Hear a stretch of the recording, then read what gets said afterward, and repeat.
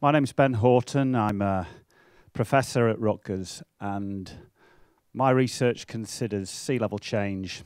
I'm a coastal geologist, so I was traditionally skilled in past sea level changes, and now we found that our research is what we would call policy relevant science.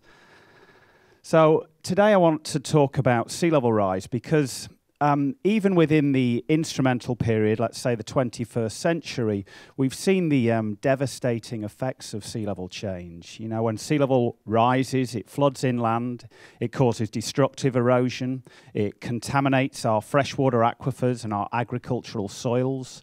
It causes a loss of valuable coastal habitats for our breeding fish, birds, and other valuable wildlife.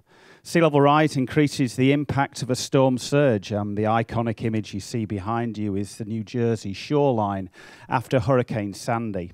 Seaside heights with the roller coaster plunged beneath the waves.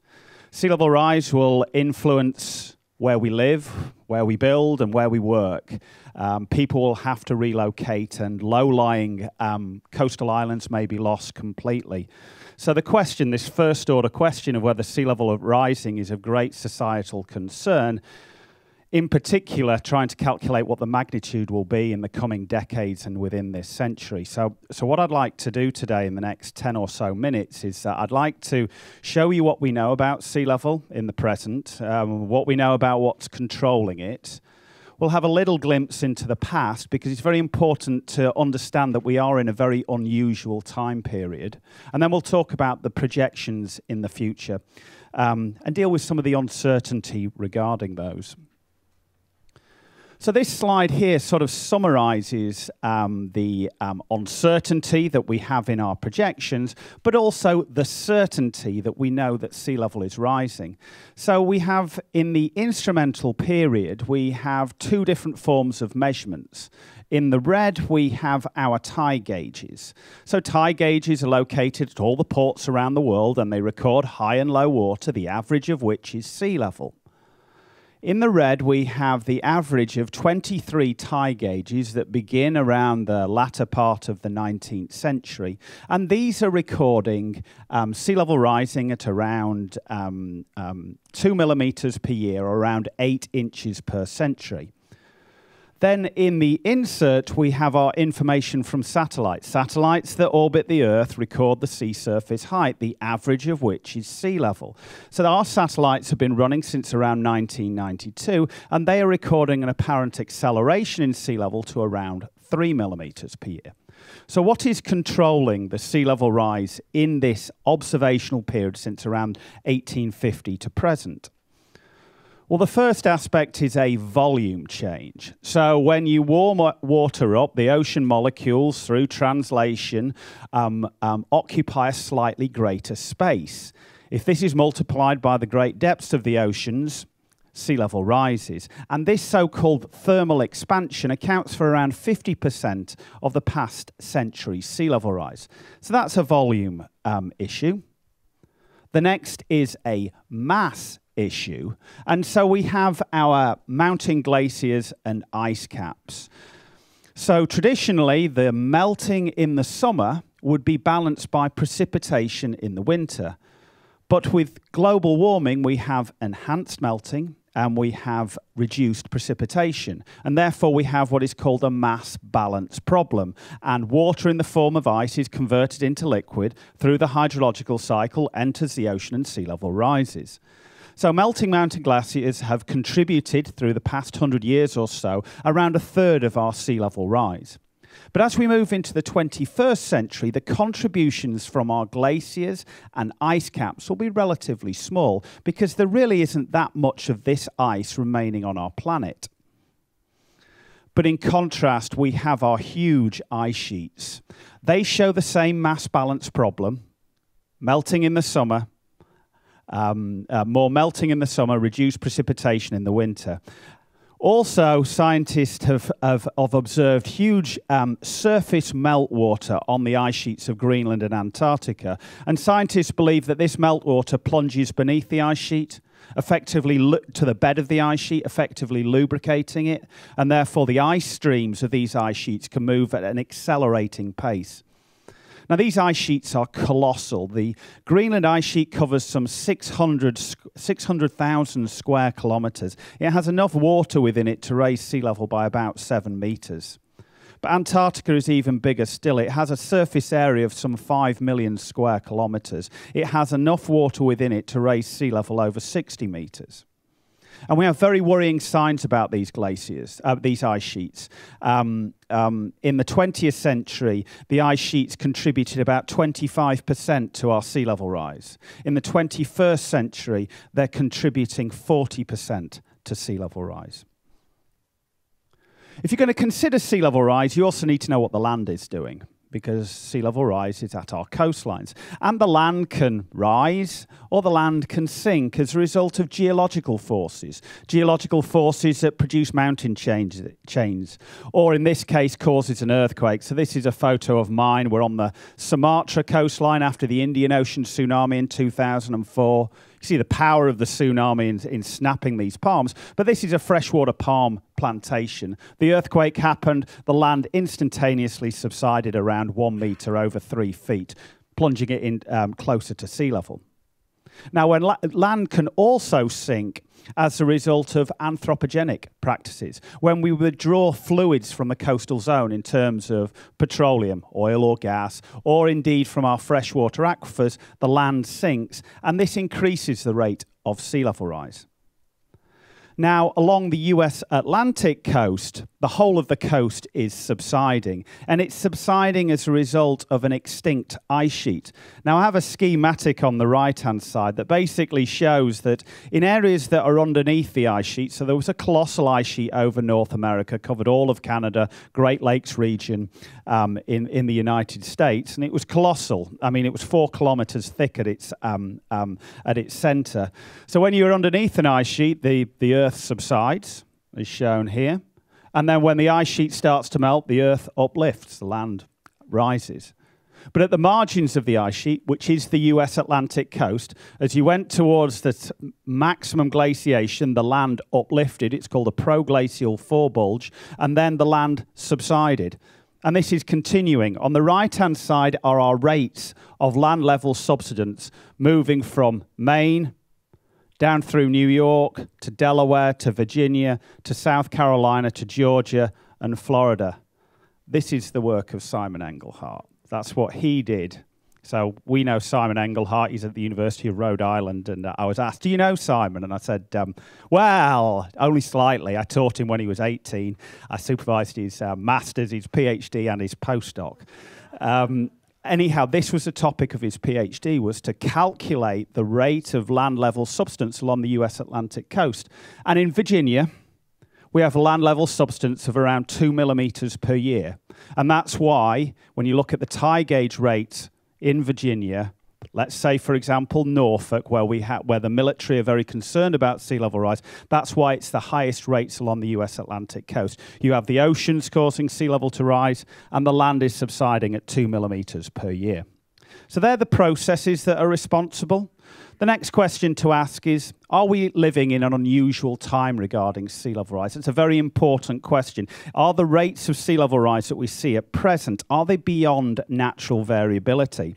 And this was something we didn't know until some research that we produced from our group. So this shows sea levels of the last 2,000 years. So we were able to extract a very detailed picture of sea level from salt marsh sediments. And salt marshes are located along the whole of the United States Atlantic and Gulf Coast. We find that in the first millennia, sea level was very flat. Then at around 1000 AD, the climate period known as the medieval warm period, sea level rose at less than 1 millimeter per year, and it rose for around 500 years.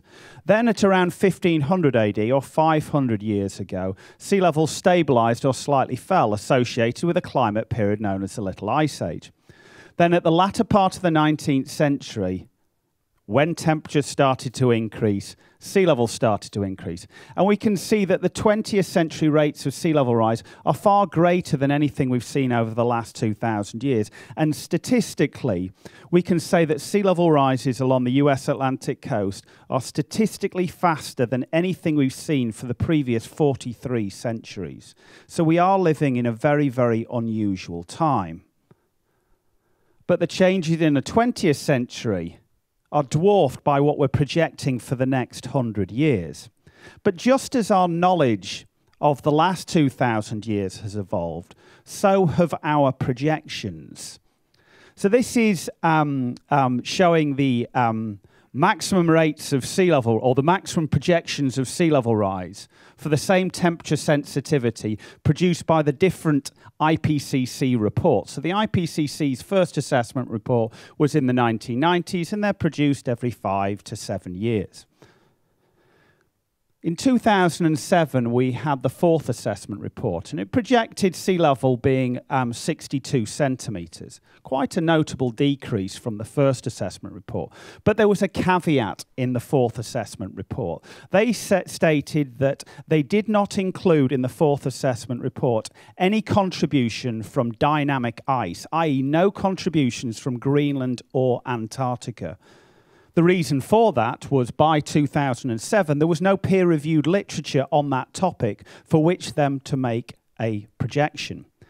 However, the scientific community has had significant progress in understanding dynamic ice. And by the AR5 that was produced in fall 2013, we had an upward revision of sea level, about 60% to 98 centimetres.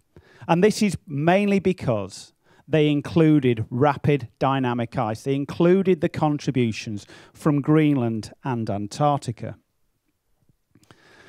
Now, in part because of the caveat in the fourth assessment report of not including dynamic ice, there was a development of semi-empirical models, thought to be a complementary approach to sea level rise. Now, semi-empirical models are built upon the relationship in the 20th and 21st century of global sea level to global temperature. Now, each one of these reports, be they Stefan Ramsdorff's first paper in 2007, we have Alice Grinstead in 2009, Vermeer and Ramsdorff 2009, and Jevra in 2010, we can see here's the AR5, here's the AR4. We can see that the upward projections of this are all beyond these process-based models, and they all cross the 1 meter threshold.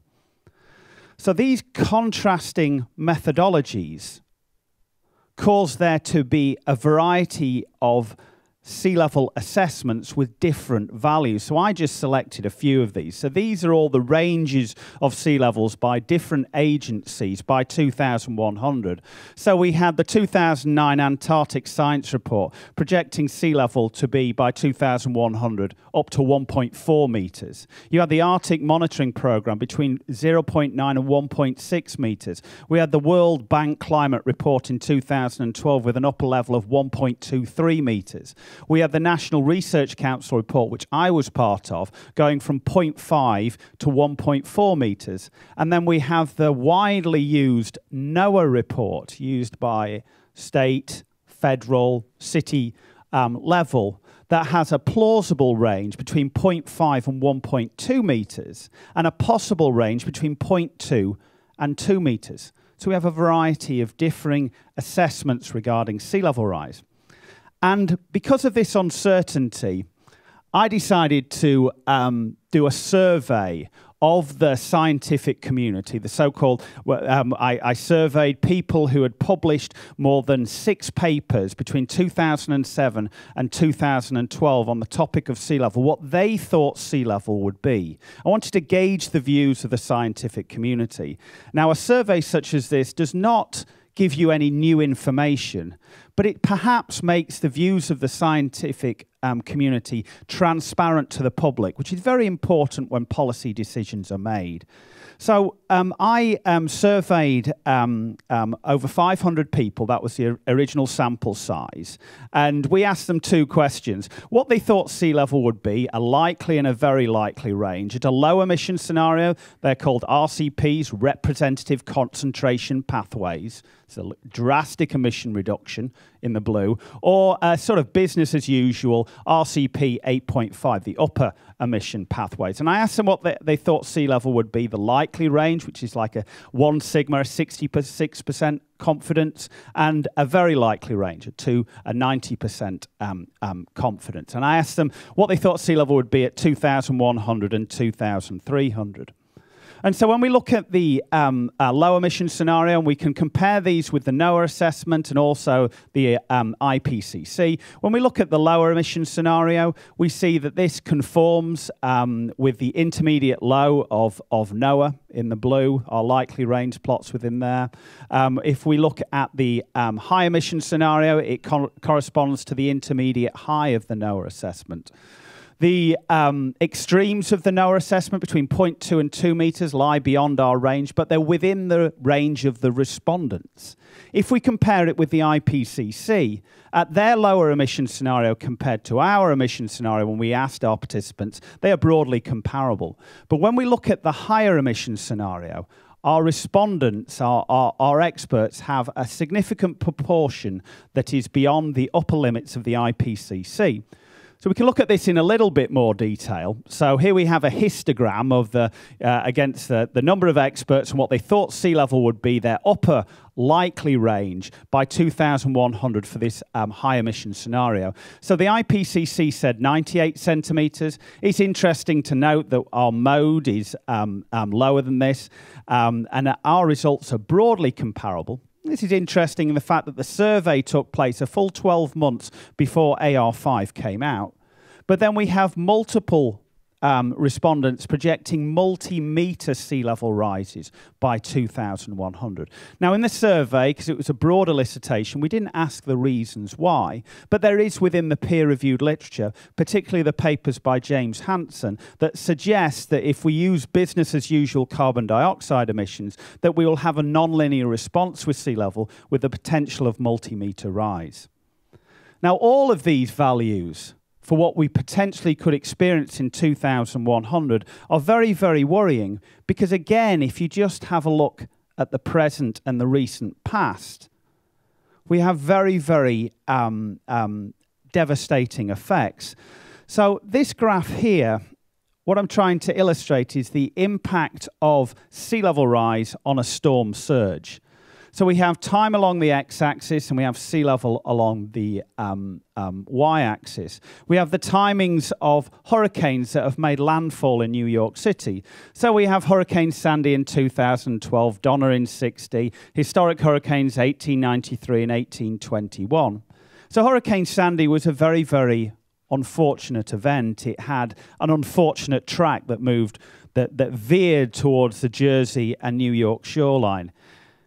It also, unfortunately, occurred at high tide, which amplified the effect of the storm surge. But it also occurred on a baseline of rising sea level. The 1821 hurricane surge was very similar in magnitude to Hurricane Sandy, but sea level was some 50 centimetres higher from 1821 to 2012. Now, about a third of that is the land subsidence related to that extinct ice sheet, but the remainder is climate-related sea level rise. So perhaps sea level rise is the true barometer of the economic cost of climate change. Now, Ben, in his work at Climate Central, stated that the sea level rise in the 20th century alone exposed thousands of people to flooding that would not have occurred if we hadn't have had sea level rise. It's interesting to note that when you have iconic images of Lower Manhattan being plunged into darkness because of a substation placed in the 20th century when we didn't know about sea level rise, shut down, that we have the faint blue glow of the World Trade Center located a mere 3 feet above sea level. So when we move into the 21st century, well, the scientific community has still not converged on what they know about the tracks of hurricanes, what they know about the future frequencies and or intensities. But the one thing we do know is that sea level will rise. And so some work that we did at Rutgers University is we provided regional projections of sea level for the Jersey shoreline. And we showed that Hurricane Sandy, currently thought of as a one-in-a-lifetime event, by 2050 would occur every single decade. The recurrence interval is 1 in 10 years. And that's very worrying because along the US Atlantic coast, we have 29% of the population, 5 of the 10 largest cities. We generate a mere $6.6 trillion annually. So where we live, where we work, and where we build will be affected by sea level rise. And I'd just like to leave you, as a geologist, with one last anecdote. So, this slide here shows temperature along the x-axis and sea level along the y-axis. So 20,000 years ago, we had a huge ice sheets on our planet. We raised temperature from 20,000 years ago to today by about 5 degrees C. We melted 2/3 of the ice on our planet. This rose sea levels a colossal 120 meters. With our current emission scenarios, we are committing ourselves to a further 5 degrees C rise. We have 1/3 of that ice remaining, about 70 meters. So how much do you think will melt? And I would personally say that we cannot afford to melt more than 1 or 2%. So that's my sort of story, past, present, and future. And I'm obviously open to any questions when we have the discussions about sea level rise. Thank you.